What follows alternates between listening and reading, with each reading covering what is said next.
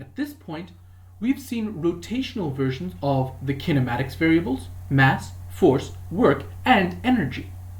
In this video, we will see the most important parallel of all, angular momentum. To begin, let's revisit regular linear momentum. Momentum describes both how quickly something is moving and how hard it would be to change that velocity. It equals mass times velocity. So for objects at rest, momentum is 0. It is a vector measured in kilogram meters per second.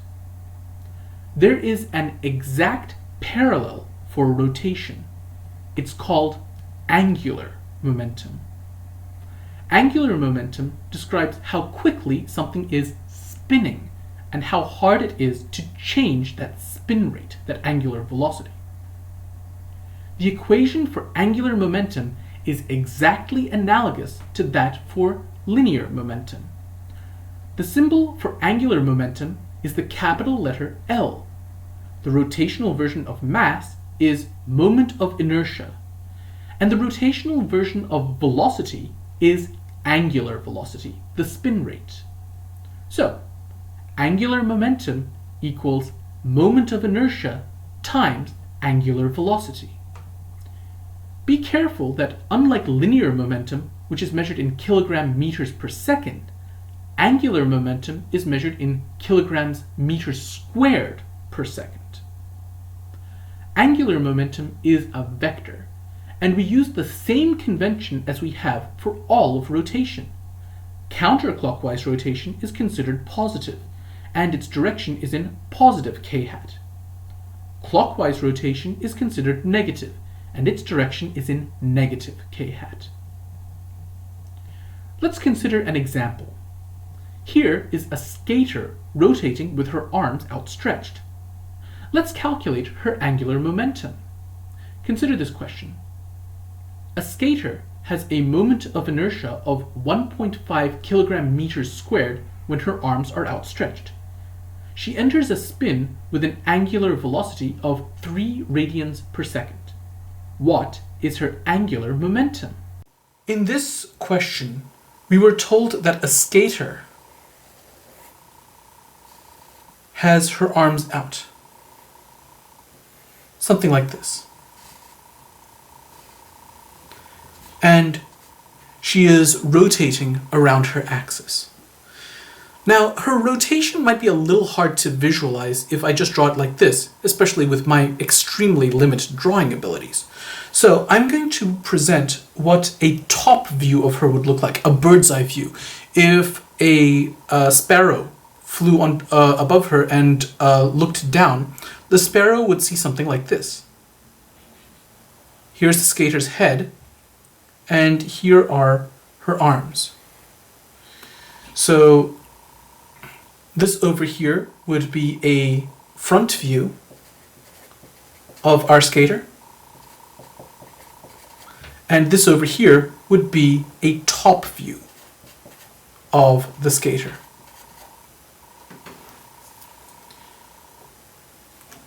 Now, let's draw some axes for her.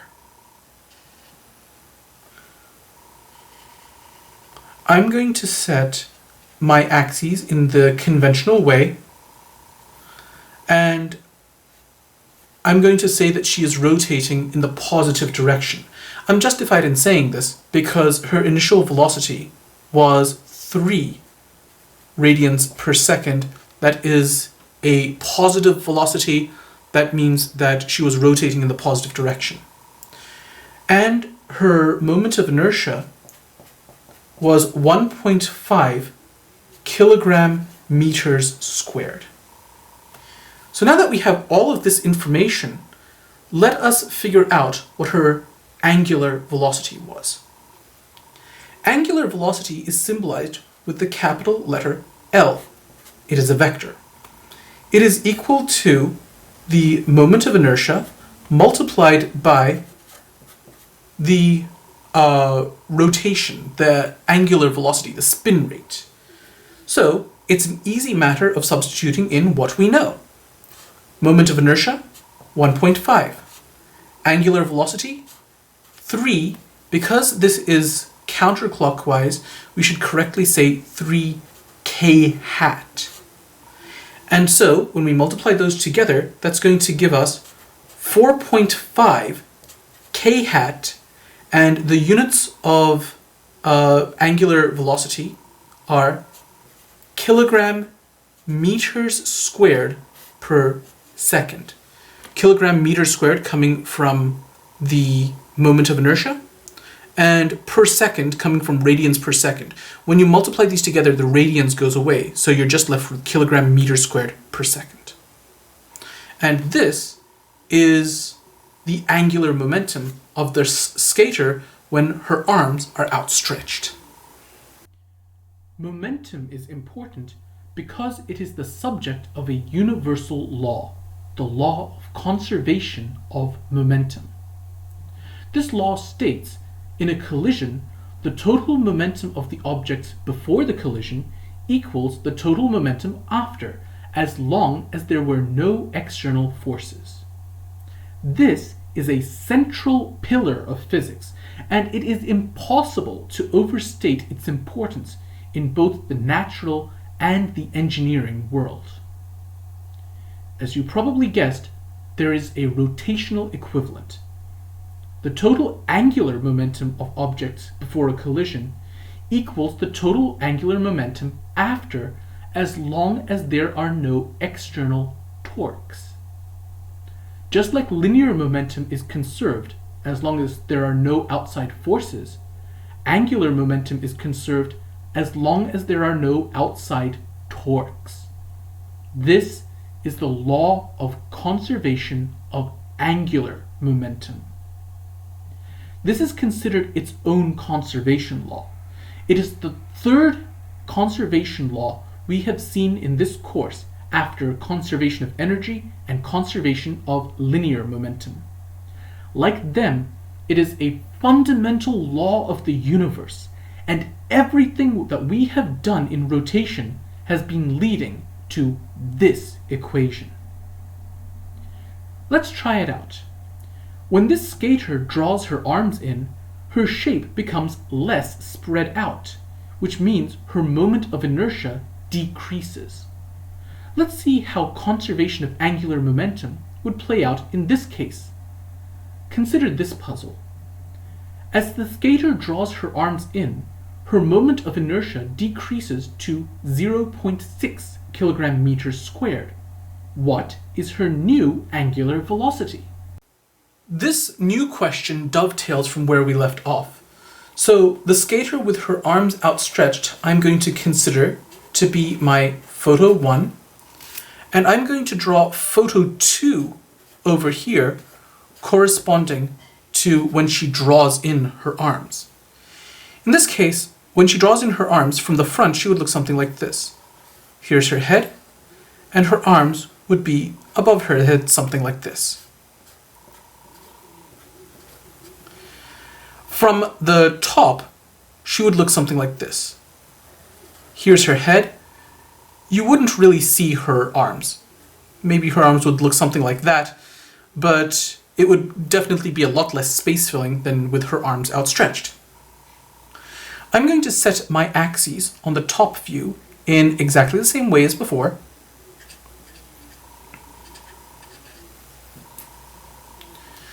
So, the front view corresponds to this one which I've drawn on the left, and the top view is the one that I have drawn my axes on. In this situation over here, her new moment of inertia is 0.6 kilogram meters squared. So, the the angular momentum before can be related to the angular momentum after using conservation of angular momentum, which simply says that the angular momentum before equals the angular momentum after. The total angular momentum before equals the total angular momentum after. How do we solve for that? Angular momentum before equals initial, or the moment of inertia in photo 1, times the angular velocity, the spin rate in photo 1. And that's got to be equal to the angular momentum in photo 2 multiplied by the spin rate in photo 2. So the angular velocity in photo 2 is not known, but the moment of inertia is. It is 0.6. So we now have 4.5 k hat equals 0.6 omega 2. And now it is very easy to solve for omega 2. Omega 2 is equal to 4.5 k hat divided by 0.6. And that is going to work out to 4.5 divided by 0.6 is 7.5. In the last case, we saw a single rotating person. Now, let's see what happens when two objects that are independently rotating collide inelastically and attain the same rotation rate. Consider this puzzle. Two disks each have a radius of 0.3 meters. The first disk has a mass of 9 kilograms and an initial angular velocity of 10 radians per second. The second has a mass of 15 kilograms. The disks are aligned along their axis and then rammed together. Their final angular velocity is -1 radians per second. What was the initial angular velocity of the second disk? In this question, we have two rotating disks. I'm going to draw them from sort of a perspective angle. Here's one.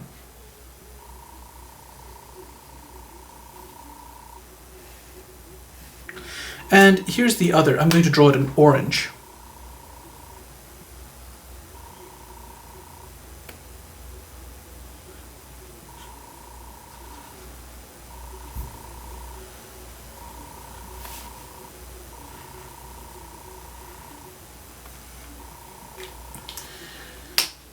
So initially these two are rotating at their own rates and they are apart from each other. This is photo 1. Both of these have radii of 0.3 meters per second, or sorry, 0.3 radians. It's a radius after all, so it should be 0.3 meters. And the mass of the left one is 9 kilograms. The mass of the right one is 15 kilograms. The left one is rotating in the positive direction, so that's counterclockwise if it's seen from face on. So to give you an idea of what the axes here must look like, I'm going to draw in my x-axis and my y-axis like this. The y-axis will be here. The x-axis will be along the axis of rotation, or if this is the axis of rotation, the x-axis points off something like that. So the x and y are in the plane of the surface of this rotating disk, and the axis that contains both disks would correspond to the z direction, the k-hat direction. So we do not know what the initial rotational velocity of the orange one is. In photo 2, the two disks get jammed together, kind of like this.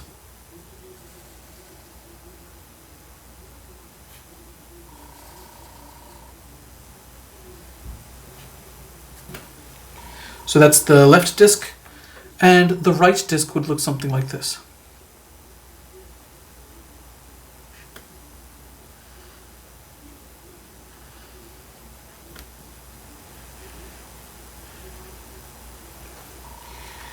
And this time what we are told is that the disks are rotating in the opposite direction.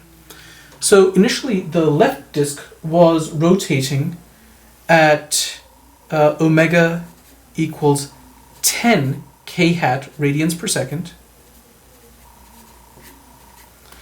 Over here, we were told that the two disks together were rotating at omega equals -1 k hat radians per second. So, knowing all of this information, we want to find out what was the initial angular velocity of the orange disk, the initial spin rate of the orange disk. Okay, as you probably guessed, one of the things we'll have to start with is to find the moment of inertia of each one of the disks. So let us start with the moment of inertia for the left disk. I'm going to call this I sub L. For a disk, the moment of inertia is given by 1/2 mass times radius squared, which is going to be 1/2 mass 9 radius 0.3 squared. We can use our calculators here. 0.5 times 9 times radius 0.3 squared. 0.405.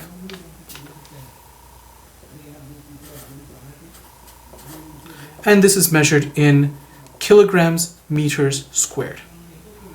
What about I for the right one? I for the right one is going to be found using exactly the same formula.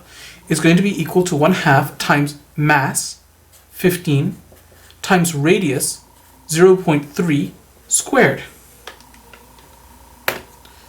0.5 times 15 times 0.3 squared is 0.675.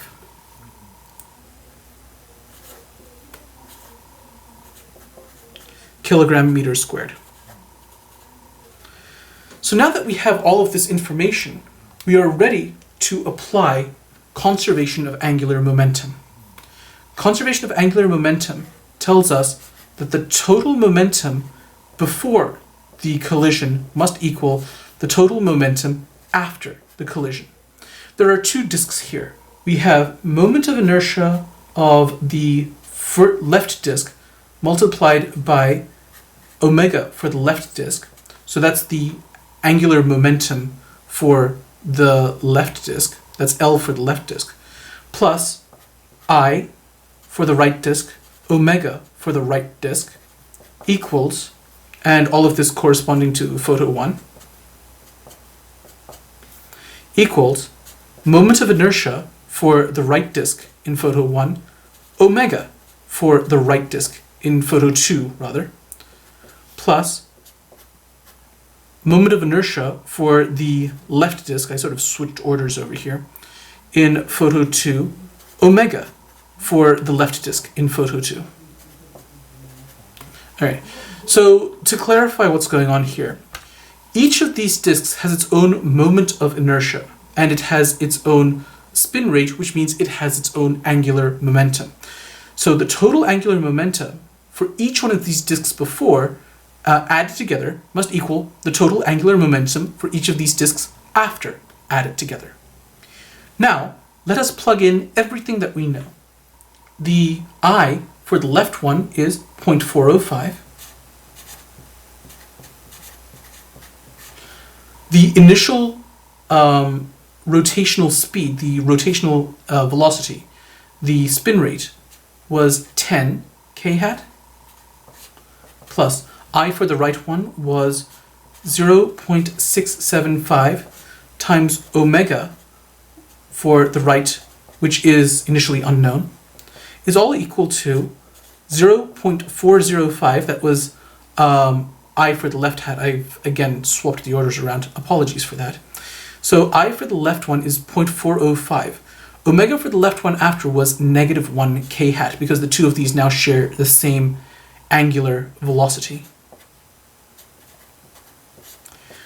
Plus, for the right one, it's going to be 0.675 multiplied by the final angular velocity, which is -1. Okay, now let us solve all of this. Let's simplify all of this. There's only one unknown here, and that is the angular velocity of the right one in photo 1. So this works out to 0.405 times 10, that's 4.05 k hat, plus 0.675 omega of the right one in photo 1 is equal to 0.405 times negative 1, that gives us negative 0.405, minus 0.675. And all of this would be in k hat as well. So, what does that give us? Negative 0.405 minus 0.675 is negative 1.08. And if I were to move this 4.05 to the other side, if I were to subtract it from both sides, that would give us, subtract 4.05, negative 5.13.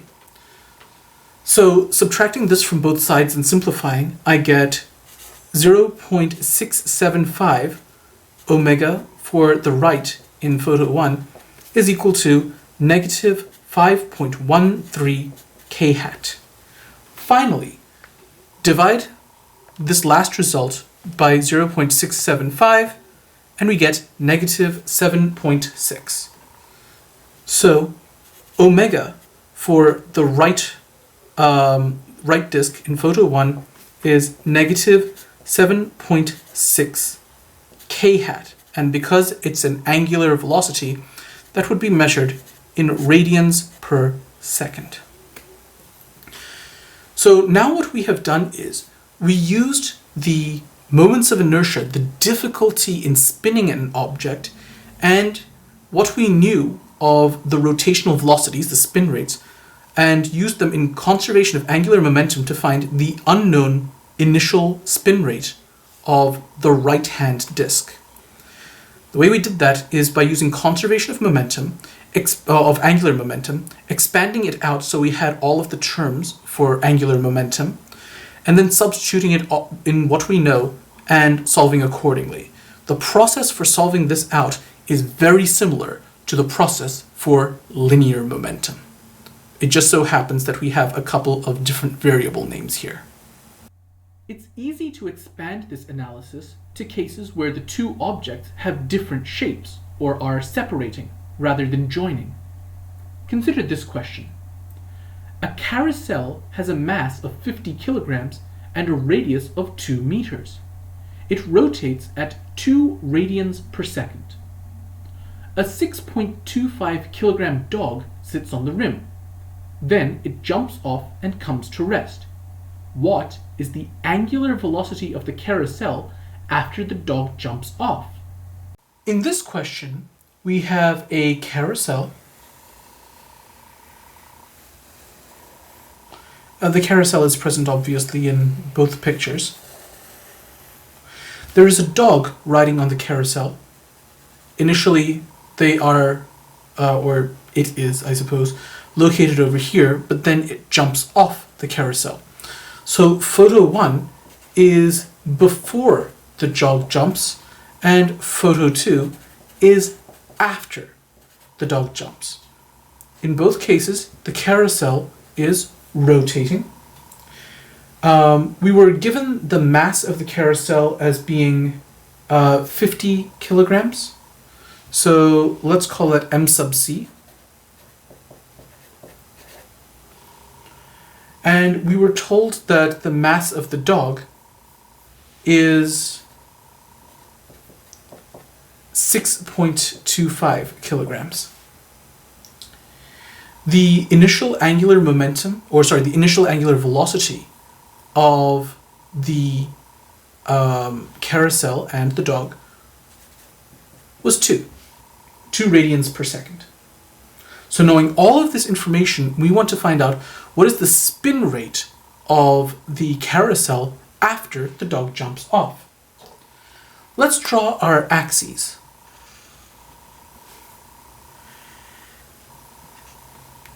I'll do these in the conventional way.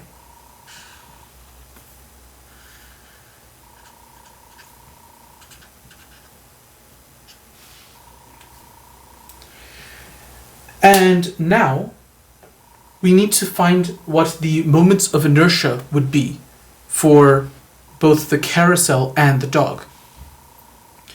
So moment of inertia for the carousel. This is basically a flat disk. Whenever you're dealing with the flat disk, your book will tell you that the moment of inertia is given by 1/2 times mass times radius squared. That's equal to 1/2 mass 50. Radius. The radius of this carousel was, I think we were given as 2 meters.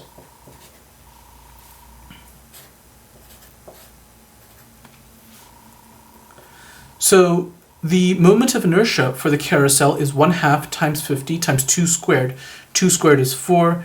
Half times 50 times 4 gives us 100 kilogram meters squared. What about for the dog? The moment of inertia for the dog, I'm treating the dog as basically being point-like, and it's going to stay basically just on one side or the other of that 2 meters. For a point-like object, the moment of inertia is given by mass multiplied by r squared, no 1/2 in front. So this was for the mass of the carousel, this is the mass of the dog. Mass of the dog was 6.25. Radius of the dog was located at 2 meters away from the center. So that gives us a moment of inertia for the dog of 12.5 kilogram meters squared. Now that we have all this information, let's go ahead and apply conservation of angular momentum. That tells us that the total angular momentum in photo 1 equals the total angular momentum in photo 2. Expand this out. The angular momentum for the carousel plus the angular momentum for the dog in photo 1 equals angular momentum of the carousel in photo 2 plus angular momentum of the dog in photo 2. Expand it out still further. The moment of inertia of the carousel in 1 times omega, the spin rate of the carousel in 1, plus moment of inertia in the dog in 1 times the spin rate of the dog in 1 is all equal to moment of inertia of the carousel in 2 times the spin rate of the carousel in 2 plus moment of inertia of the dog in 2 multiplied by the spin rate of the dog in 2. Okay, now let's start substituting in everything that we know. Moment of inertia of the carousel, 100. Initial spin rate of the carousel, 2 k hat radians per second. Plus moment of inertia of the dog, 12.5. Initial rotation rate, spin rate of the dog, that would be the same as the carousel since the dog is moving with the carousel. So that would be 2 times k hat as well. Equals moment of inertia for the carousel after, that's going to stay the same, multiplied by the spin rate of the carousel, that's unknown, plus moment of inertia of the dog, that stays the same as what it was before, 12.5, but the spin rate of the dog, after it jumps off, the dog isn't spinning. So that means it has no spin rate.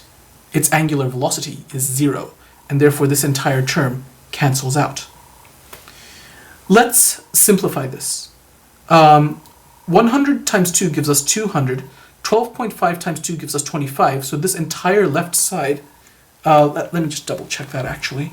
100 times 2 plus 12.5 times 2 should give us 225? Yes, 225. 225 k hat equals 100 times the rotational speed of the carousel.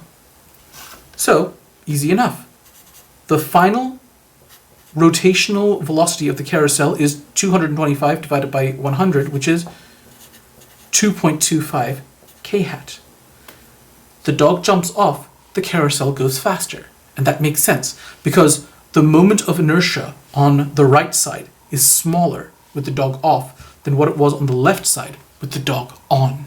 In this video, the dog and the carousel are initially at rest. But the dog starts running in one direction, causing the carousel to rotate in the opposite direction. This is the rotational version of an explosion.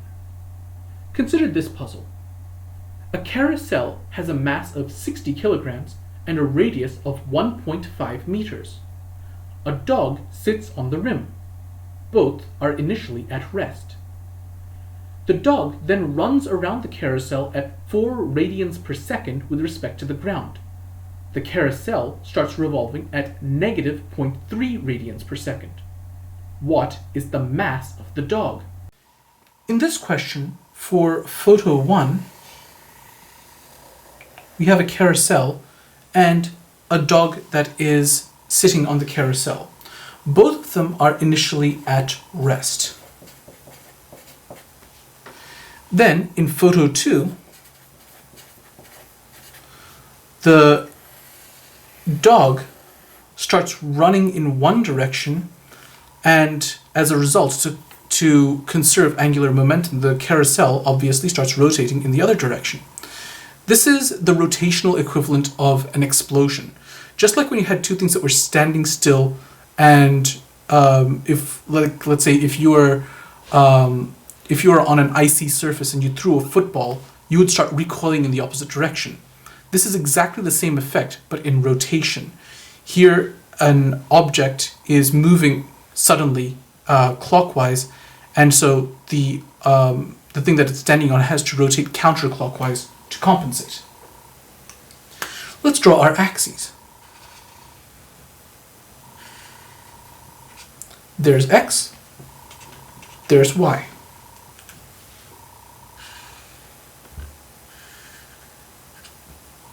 So x and y. Okay. So we need to find out, before we can go any further with this, what the moments of inertia of the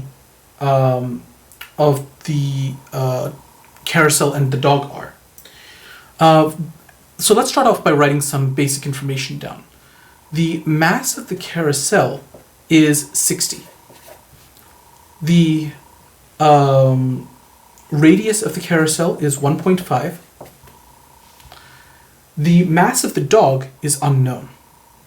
So let's start with I for the carousel. I for the carousel, because this is a disk, the equation for the moment of inertia for a disk is 1/2 mass of the carousel times radius squared. So that works out to 1/2 times 60 times 1.5 squared, which is equal to 0.5 times 60 times 1.5 squared, 67.5.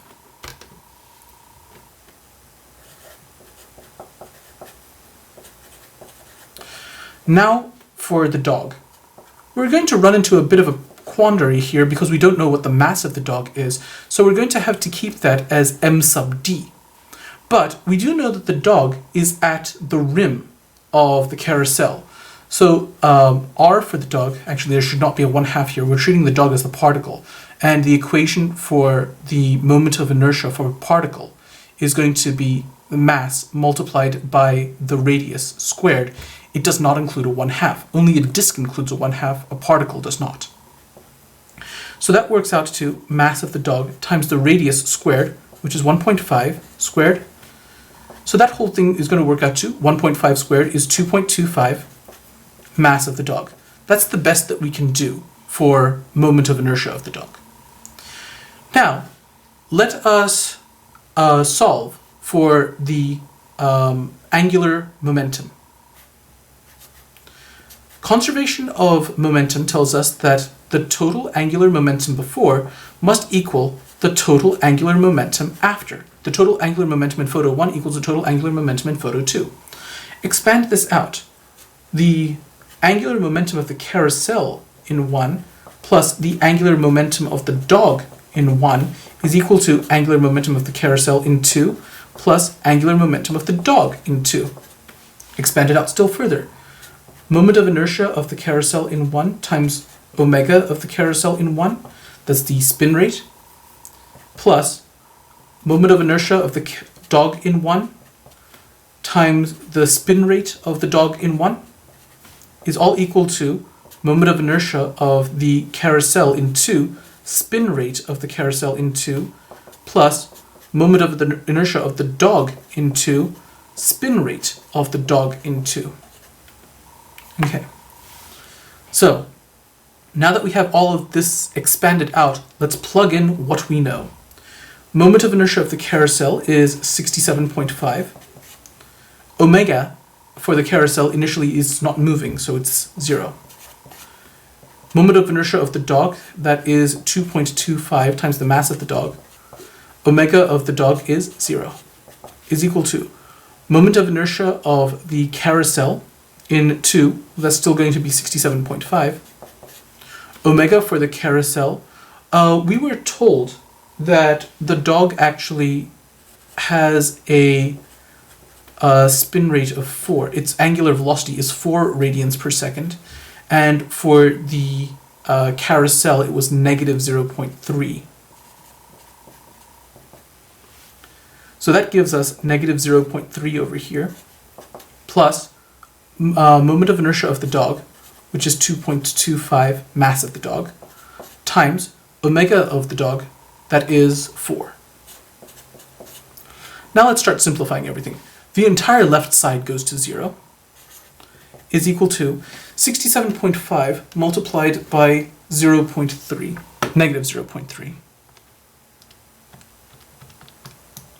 That's negative 20.25.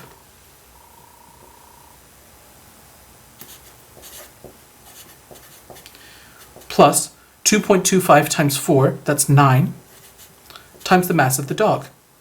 So, flipping the sides on this, I get 9 times the mass of the dog is equal to 20.25, and the mass of the dog is equal to 20.25 divided by 9, which gives us 2.25. An additional step is needed when both linear and rotational motion are involved. For instance, if this dog, initially moving in a straight line, jumps on the rim of the carousel. Consider this puzzle. A carousel has a mass of 75 kilograms and a radius of 1 meter.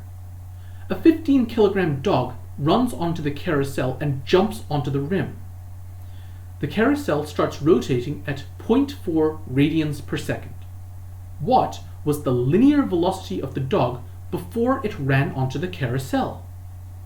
Just this once, I'm going to start this question by drawing the second photo. So here's the carousel, and here is the dog on the carousel. The two of them are jointly going to rotate like so. This is photo 2. Now, how did we get to this point? In photo 1,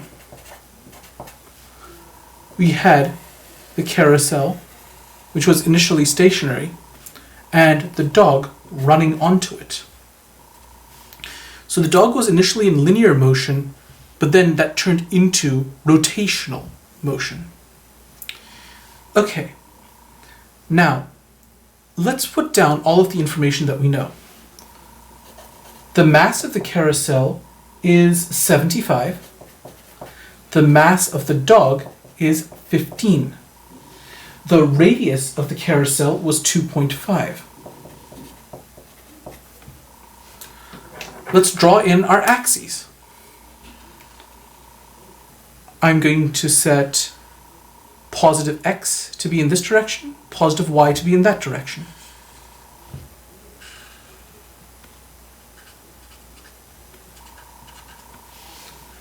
What we want to know is, what was the initial linear velocity of the dog before it jumped onto the carousel and set it spinning? And before we can solve that, we need to know the moment of inertia. The moment of inertia of the carousel is given by the familiar equation for a disk. Moment of inertia for a disk is 1/2 mass times radius squared, which is the mass of the carousel, 75, times the radius of the carousel, 2.5 squared. So that is going to work out to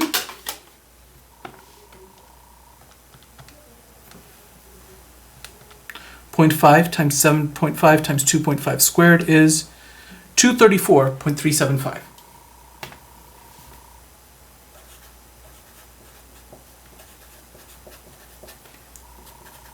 Kilogram meters squared.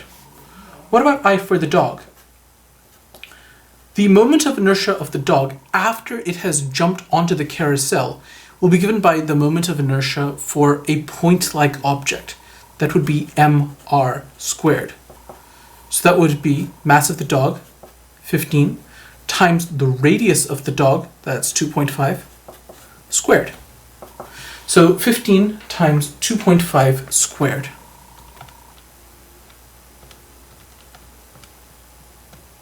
That's 93.75.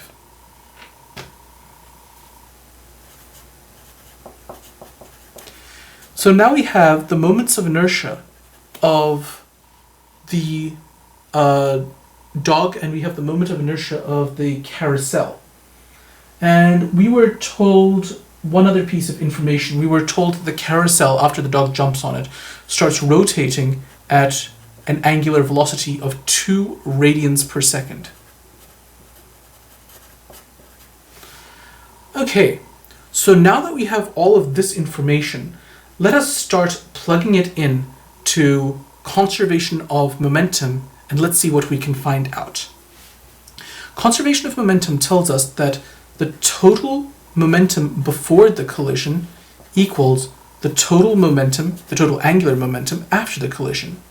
So if we were to expand this out, the moment of inertia of the carousel times the original spin rate of the carousel in photo 1 plus moment of inertia of the dog in photo 1, omega for the dog in photo 1, is all equal to moment of inertia for the carousel in photo 2, omega for the carousel in photo 2, plus moment of inertia of the dog in photo 2 times angular velocity of the dog in photo 2. So now that we have all of this, let us plug in what we know. Moment of inertia of the carousel, that's going to be 234 or 0.375. Initial spin rate, well, it's not spinning in photo 1, so that's 0.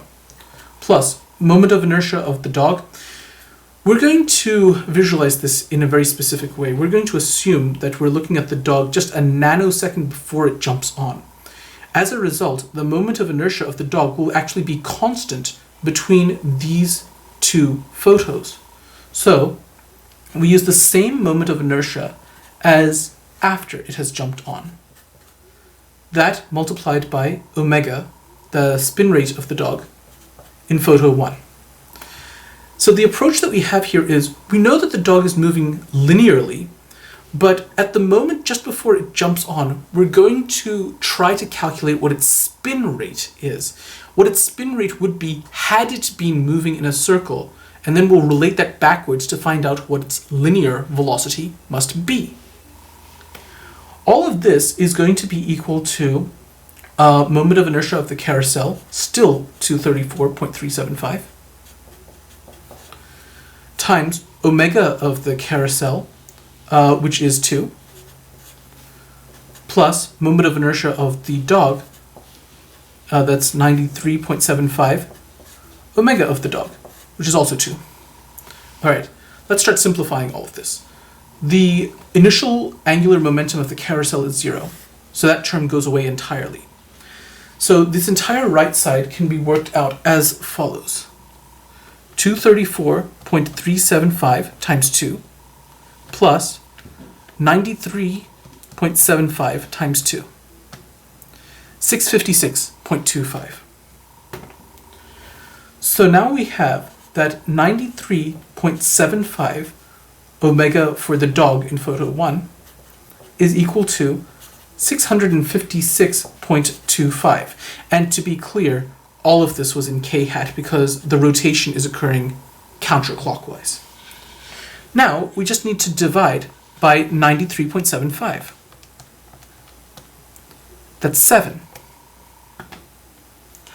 So omega for the dog in photo 1 is equal to 7 k hat. The last thing to do is to convert this into a linear velocity, and fortunately, you have probably guessed the way to do it. The linear velocity is equal to the angular velocity multiplied by the radius. So that's going to be angular velocity, 7, times the radius, which is 2.5.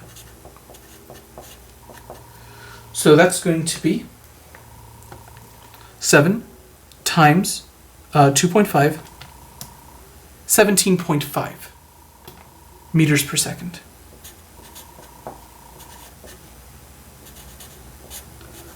So this is the linear speed, the linear velocity, the size of the linear velocity for the dog just before it jumps onto the carousel and sets it into motion. The process for solving this was exactly the same as the process we have used this whole time. We just needed to tack on an extra step to turn the rotational velocity into a linear one. In this video, we introduced angular momentum. This is the last topic for rotation, and it's also the last topic for this course. You now have everything you need to complete Project 3, and while we abridged a few topics, you have all the information you need to take a course in electricity and magnetism. As always, I'll be available by text or Zoom to answer any questions you have. Thank you, and above all, take care of yourselves.